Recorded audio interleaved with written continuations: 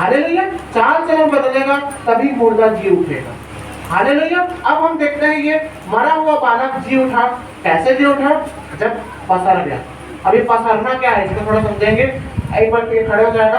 वहां पर स्थिति कैसी थी इसको मैं थोड़ा बताता हूँ, लेकिन यहाँ लेट के नहीं बताऊंगा, ये दब के मर जाएगा, मेरा शरीर का वजन बहुत ज्यादा है। वो बालक ऐसा था, है ना, ये बिस्तर समझ लेंगे, ये क्या है, और ये मरा हुआ था, है ना। आंख को भी बंद कर दीजिए, ये मर चुका है। Imagine, sorry sister, sorry brother, मैं उदाहरण दे रहा हूँ। ये बच्चा मर चुका है, ये बिस्तर है, ये लेटा हुआ है। ये किसका बेटा है? सारपत की विधवा का बेटा है। ये किसका बेटा है? सुनेमासी स्त्री का बेटा है। इनके घर में बहुत आशीष हुआ, लेकिन क्या हुआ, ये बच्चा मर गया। अब आया एलिशा, थोड़ा पेट कम था, मैं बहुत ज्यादा मोटा हूँ, या फिर और दूसरा शस्त्र है, एलिशा आया, उसने क्या किया, उसके ऊपर पसर गया। अब ये पसरने से क्या हो रहा है, देखिए क्या हो रहा है। आप लोग कॉमेडी में करने के लिए नहीं बता रहा हूँ, आप लोग देखिए ना पसरने से क्या हो रहा है। इसको बोलते हैं पसरना।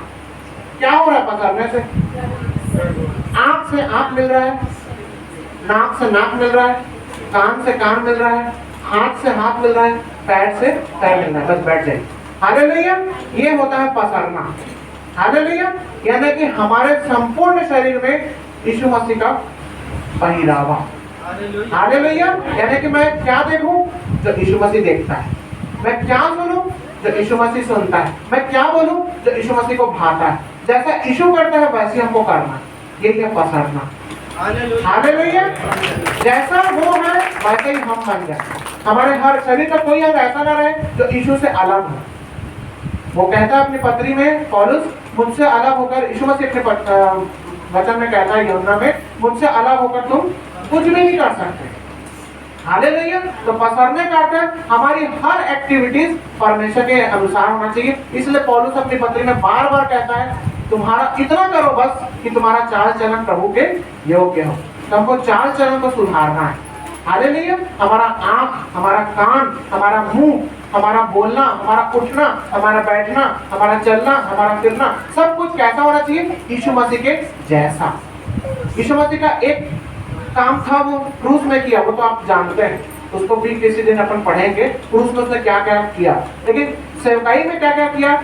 उसने तड़के उठकर प्रार्थना करता था। क्या हम लोग सुबह जल्दी उठकर प्रार्थना करते हैं? ये आज क्वेश्चन मार्क। यीशु मसीह क्या करता था? स्वयं परमेश्वर होकर भी सुबह जल्दी उठता था, घुटने टेककर पिता से प्रार्थना करता था। क्या हम लोग सुबह उठ के प्रार्थना करते हैं कि डायरेक्ट मोबाइल हाथ में आता है?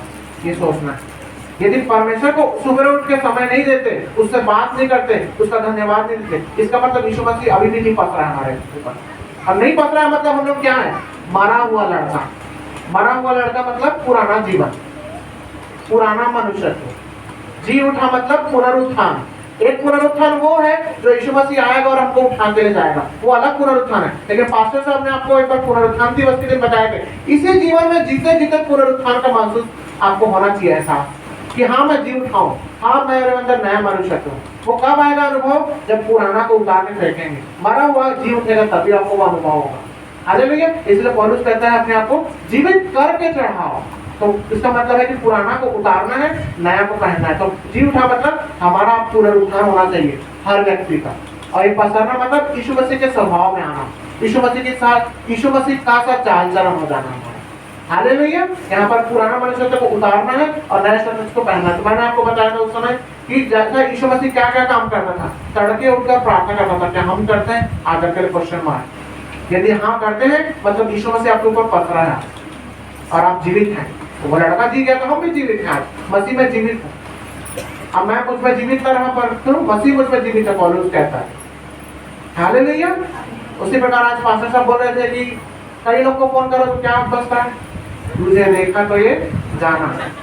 ये क्या है बताइए? हम लोग मसीह की पत्री है, पौलुस कहता है तुम मसीह की पत्री हो, तुम 5वें सुसमाचार बोलता है। उसको अन्य जाति लोग फोन करते होंगे तो क्या बोलते होंगे? वाह यीशु मसीह के अंदर गाना सुना तो इसका बताइए। फिर चाल चलन बदला क्या? आप लोग वही मरा हुआ कैसे लड़का कैसे? हालेलुया। चाल चलन यदि नहीं पता, हम लोग ना दूसरे लोग को बाइबल दे के पढ़ाने के बाद में काम कर सकते हैं, पहले खुद हम अपना को पढ़वा सकते हैं।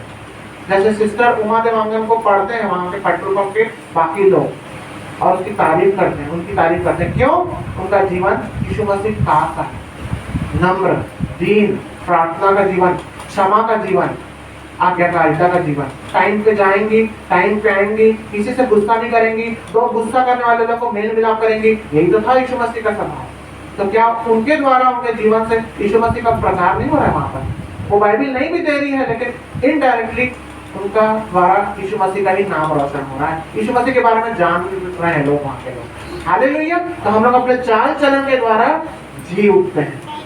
कब होगा ये? जब यीशु मसीह हमारे ऊपर पसरेगा। तो मैंने वही बताया आपको कि सुबह उठ के क्या हम समय देते हैं? क्या यीशु मसीह क्या करता था? वचन को पढ़ता था, आराधना में जाकर पुस्तकों को खोलता था। क्या हम लोग के किताब अर्थात बाइबल अगले 6 दिनों में खुलती है कि सिर्फ संडे को खुलती है? हम लोग को जानना है ये बात।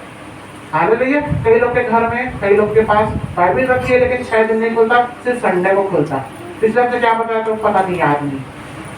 हालेलुया। तो वचन को नहीं पढ़ना मतलब यीशु मसीह नहीं पढ़ रहा है।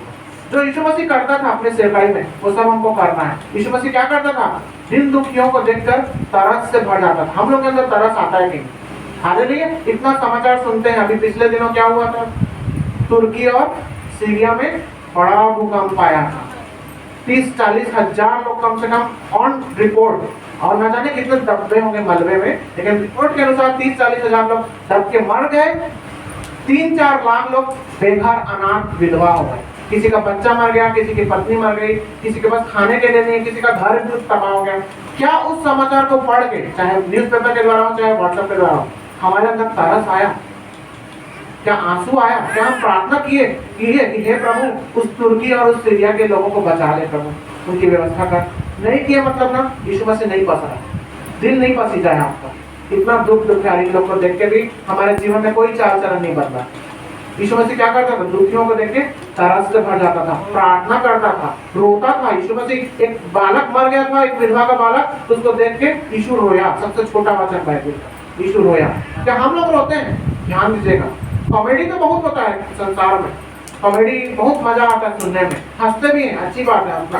लेकिन क्या यीशु मसीह रोते? तो हम लोग रोते हैं कि नहीं रोते? अपने लिए तो रोते हैं, फ्रिज नहीं, कूलर नहीं, ऐसे नहीं। लेकिन दूसरों के दुख में क्या हमारे आंसू टपकते हैं कि नहीं? ये जानना है। यदि हमारे दुख नहीं लगता दूसरों को दुख को देख के, इसका मतलब यीशु मसीह हमारे ऊपर अभी तक नहीं पसरा है। हालेलुया। जब सुनेवासी स्त्री का बेटा, जब शारपत की विधवा का बेटा मर गया था, एलिया और एलिशा उसके बालक के ऊपर पसरे। उस पसरने से क्या हुआ? एलिया का आंख उसका आंख हो गया, एलिया का मुंह उसका मुंह हो गया, एलिया का कान उसका कान हो गया। अर्थात हमारा संपूर्ण मनुष्यत्व या व्यक्तित्व यीशु मसीह के जैसा हो जाना। मेरे सोच, मेरे विचार, मेरे कल्पना, मेरी बुद्धि, मेरा उठना, मेरा बैठना, मेरा बोलना, सब कुछ किसके समान होना चाहिए? यीशु मसीह के जैसा हो जाना चाहिए। वही है पसरना। यदि नहीं पसरा है तो हम लोग क्या है? मरा हुआ किसी दशा में। और यदि पसर गया है तो हम लोग जी उठने की दशा में। अब आज हमको ये डिसाइड करना है हम कौन से स्टेज में रहना चाहते हैं, मरे हुए दशा में या जी उठने की दशा में। हालेलुया। इसी बात हम सीखे पसरना। अब वहां पर लिखा है 3 बार पसरना, 3 बार है ना, जो हम उसमें पढ़े थे एलिया की किताब में, जो पहला राजा की किताब में, वहां पर लिखा 3 बार। तो 3 दर्शाता है त्रिएकत्व परमेश्वर को। हालेलुया। त्रिएकत्व परमेश्वर यानी कि पिता, पुत्र, पवित्र आत्मा। हम जानते हैं हमारा ईश्वर एक है, हमारा परमेश्वर एक है, उसके 3 व्यक्तित्व हैं। हालेलुया। वो पिता के रूप में भी है, वो पुत्र के रूप में भी है, वो पवित्र आत्मा के रूप में भी है। हालेलुया। पुराने नियम के लोग के लिए वो यहोवा परमेश्वर था। जब इस संसार में आया तो वो पुत्र के रूप में आया, यीशु मसीह का मनुष्य बन के आया। और जब वो उठा लिया गया तो उसने वादा किया कि जब तक इस पृथ्वी में मैं दोबारा नहीं आऊंगा अपने लोगों को लेने के लिए, तब तक पवित्र आत्मा तुम्हारे साथ रहेगा। इसका मतलब हमारे पास पिता भी था, पुत्र भी था और अब पवित्र आत्मा भी है। हमारे पास तीनों है, पिता, पुत्र, पवित्र आत्मा। हालेलुया। इसलिए तीनों का एक साथ होना यानी कि 3 बार पसरना। हालेलुया। इसलिए हम अंतिम आशीष वचन में कहते हैं ना, अब हमारे परमेश्वर पिता का प्रेम, उसके पुत्र यीशु मसीह का अनुग्रह और पवित्र आत्मा की सहभागिता, ये जब तीनों एक साथ रहते हैं तो हम एक परमेश्वर के अनुरूप हो जाते हैं, उसकी समानता में आ जाते हैं। हालेलुया। तो हमको क्या करना है? इतना करो कि तुम्हारा चाल चलन परमेश्वर के योग्य हो। तो आज हमको जरूरत है कि यीशु मसीह हम पे पसर जाए। रोज इस बात के लिए प्रार्थना कीजिए। जब आप सुबह उठते हैं, यीशु आज तो मेरे ऊपर पसर, मैं मरा हूं प्रभु, उसके लहू को मांगिए। मरा हुआ हूँ प्रभु अपने स्वभाव में, मैं आज भी नालायक हूँ, गंदा हूँ। इस बात को स्वीकार कीजिए, घुटने टेक के आंसू बहा के बोलिए, मेरे ऊपर पसर प्रभु, मेरा देखना अच्छा नहीं है प्रभु, मेरे को ऐसे दृष्टि दे। दाऊद अपने भजन में आपको याद होगा, एक एक अंगों के लिए दाऊद प्रार्थना करता है अपने भजनों में। मेरे अपने आंख के लिए प्रार्थना करता है, अपने कान के लिए प्रार्थना करता है, अपने मुंह के लिए प्रार्थना करता है। मेरे मुंह में अपने वचनों को भर दे कि मैं चौकसी करूं कि कैसी बोली बोलता। मेरे कानों में वचन को भर दे कि मैं वही बात तो सुनो जो मुझे योग्य है। मेरे हृदय में अपने वचनों को भर दे कि मैं व्यवस्था की बातों से ना दाएं मुड़ो ना बाएं मुड़ो। देखिए दाऊद जैसा महान राजा भी अपने एक एक अंगों के लिए प्रार्थना करता था। वो क्या करता था? अपने आप को यीशु के ऊपर पसरवाता था। हालेलुया। उसके जीवन में जब ये बात हुआ तो वो एक महान राजा हुआ। आज सब लोग उसको मानते हैं, दाऊद को। हालेलुया। उसको यीशु का मूल भी कहा गया है प्रकाशित वाक्य, दाऊद का वंशज, दाऊद का मूल। देखिए दाऊद का नाम कितना महान किया गया, यीशु मसीह के साथ जोड़ा जा रहा है।